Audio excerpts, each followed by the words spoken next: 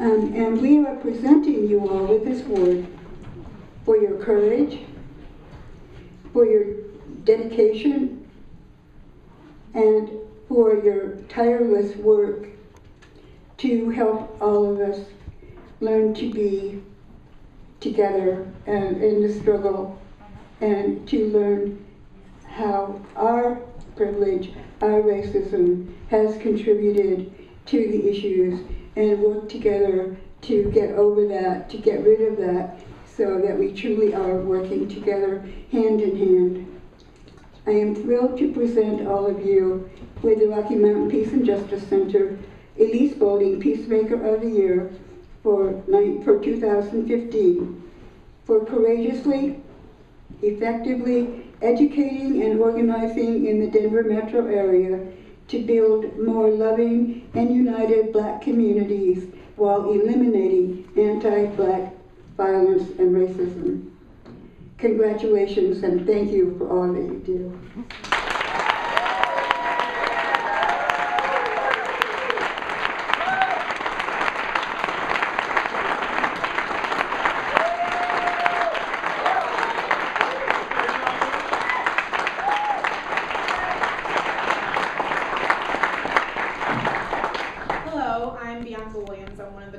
For Black Lives Matter 5280, and I will ask all members of Black Lives Matter to please stand up. You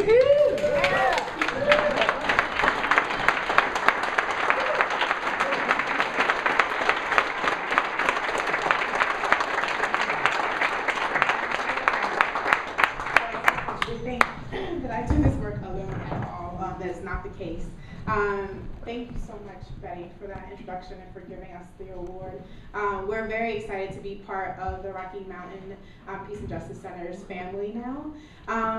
And we accept this award in honor of all the elders that came before us. It's a fight that we are just continuing. Ella Baker, Asad Shakur, Bob Moses, Medgar Evers, Bayard Rustin, all the elders who have come before us who have fought, Betty Shabazz, Coretta Scott King, and our elders, our leaders, Patrice Cullors and Alicia Garza and Opal Tometi, who are the national founders of Black Lives Matter. They started an organizational and an internet spark that sparked this movement 2 years ago. Tireless is a word that I would say. We try to be tireless, but some of us are getting tired. And so I bring that up because I think we see from this room that the movement, that various movements take a lot of people, it takes a lot of energy, it takes a lot of time. I see some of our elders in this room, and so we ask that you join us in this fight against white supremacy, against anti-Black racism. Boulder, if you haven't noticed, is a very white city, and you all have a special kind of contribution to this movement with all white folks and the white privilege that is present here. You all can help us in a way that some of us don't have the opportunity to fight. So we ask that you join us in this struggle. We ask that you join us in this fight. And we are very, very, very pleased and honored to accept this award. Thank you.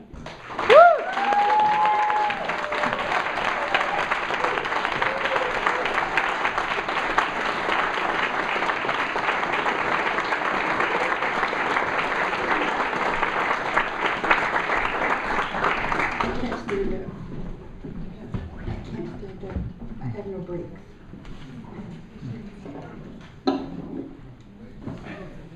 This needs to move too. Judith, this needs to move. Okay. Betty doesn't have any breaks. I like to live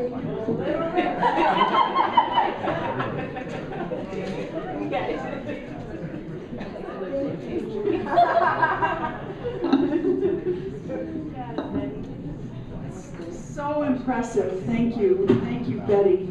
Thank you, Bianca. Thank you, each one of you. And before the last award, I want to thank Boulder Food Rescue.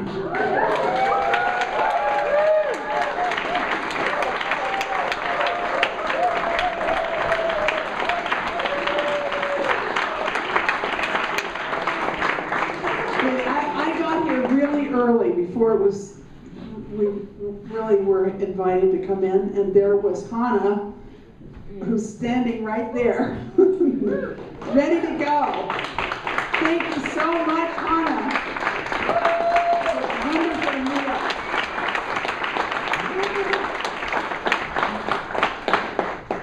And remember the silent auction, and we have one more award.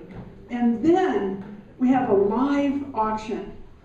And you can guess who the auctioneer is going to be. And that's for this exquisite sculpture, art piece of 1,000 cranes. And I want you to be thinking of $1 per crane. So somebody can go home with this in that box. And we'll do it right after this award, before the closing of the silent auction.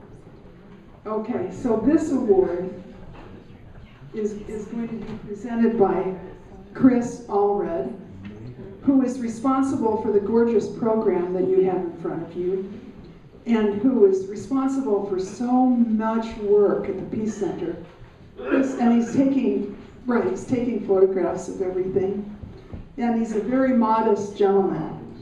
So if you really clap for him, you'll notice that he is very modest about it. So this award goes to a fabulous crew, and that is Fossil Free CU. And it makes me happy personally, because I'm a graduate of CU and went to graduate school at CU. My son went to school at CU. My daughter went to medical school at CU. My father went to CU. And I'm sort of embarrassed about my school, but because it's so corporate. But to have all of you here makes me feel much better about the school. So thank you so much. And Chris, if you would come and introduce them and give the award. And I think it's fine for all of you to come up. I was sort of praying that all of the Black Lives Matter people would come up. So, Chris Allred.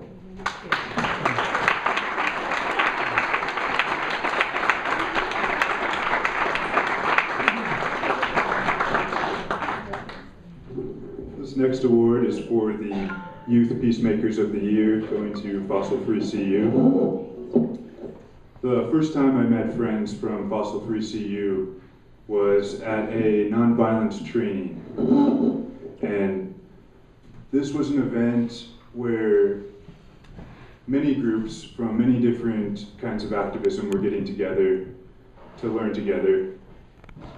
And since that event, it's been a true joy to continue to get to know all of you from Fossil Free CU.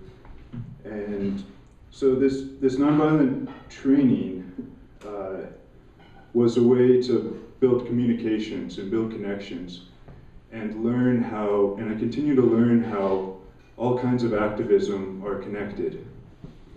And this is something that representatives from Fossil Free CU have expressed, an awareness about how different areas of activism are connected. And so they found something to rally around with divestment from fossil fuels, with social justice as a foundation.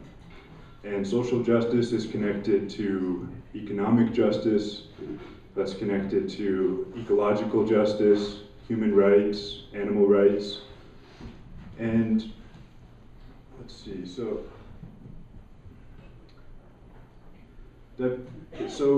just seeing these patterns of how these different forms of activism are connected is a key to strengthening the movement. And this movement around divestment from fossil fuels is a national movement that students are rallying around in colleges all around the nation. And it's given students something to rally around together, to stand up for our rights as well as rights for future generations. So, Fossil Free CU is building the connections with this national movement. They're building the solidarity, building the communications, the trust, building the relationships, doing great work you all are doing great work in nonviolence and grassroots organizing.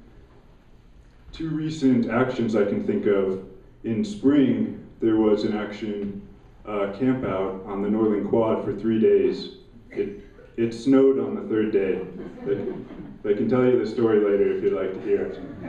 And just recently also there was a GOP debate at the CU campus, and Fossil Free CU was a lead organizer in a march that went right south on Broadway. It's very well organized. And so I'm thankful for your friendship and thank you for the work that you do. Ladies and gentlemen, please welcome Fossil Free CU.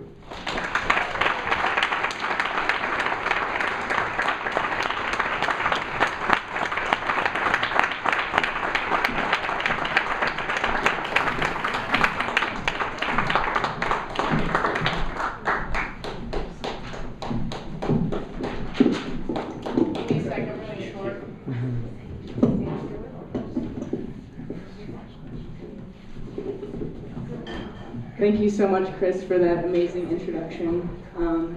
So my name is Frankie Navarrete, and I've been elected to be the spokesperson, but there are so many people who have made this possible, and so I just want to say that first. I use he, him, his pronouns. And I'm not sure if you all know right now, but the Paris climate talks are going on, and a bunch of old, rich, white folks are deciding how to treat the planet. And that's kind of not so great. But the Earth Guardians on Monday, an amazing youth indigenous organization, did an action where they had folks come out and write on a ribbon something that they love and would never wish to lose to climate change. And so it took me just a moment to think about what that was. And it turns out something that I love and never want to lose is the profound hope that another world is possible. And looking at this room and being here, that profound hope seems so much more tangible. And so thank you so much for having us. I want to talk about our campaign being around for 3 years and how much nitty-gritty work goes into that. And we never do the work for a thank you, but getting an award certainly reminds us that we are not alone. And that is really an amazing feeling to have, especially in the face of not only enormous climate crises, but so many people facing so many different types of oppression, from gender oppression, racial oppression, economic oppression. I could go on forever. There's a million books to read about it. The important part is that we are always here working together to combat that. And so for 3 years, we've been working on this campaign, and we're a nonviolent direct action campaign. We're a solidarity campaign, and so there are varying levels of stake for everybody on our campaign. So there's a lot of reasons why we organize, but perhaps the core overarching reason is that we're youth, we're young people, and the future of the planet is actually so urgent to us, it's in our hands.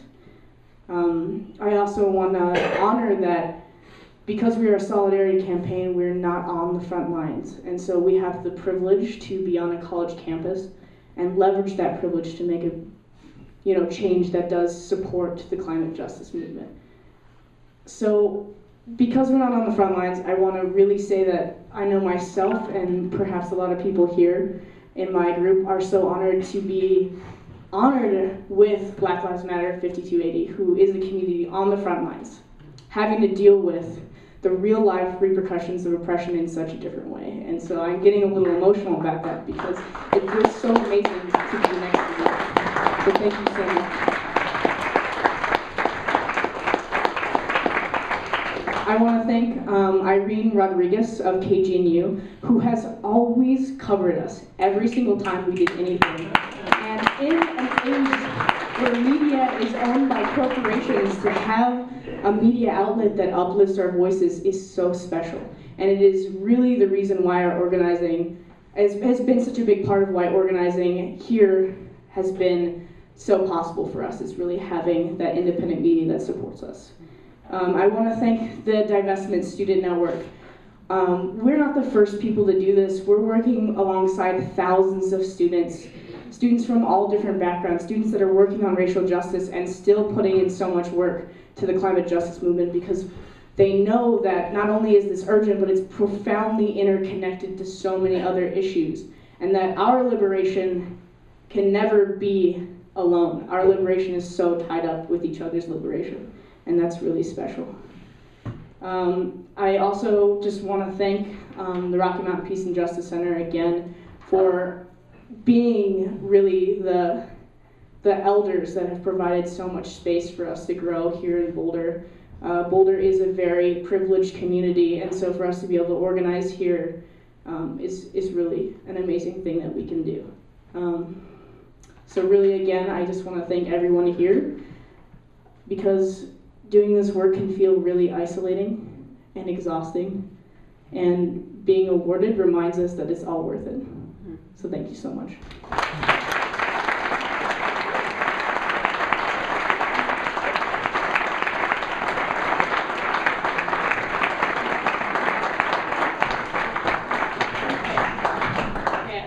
I'm getting pushed to make a really quick.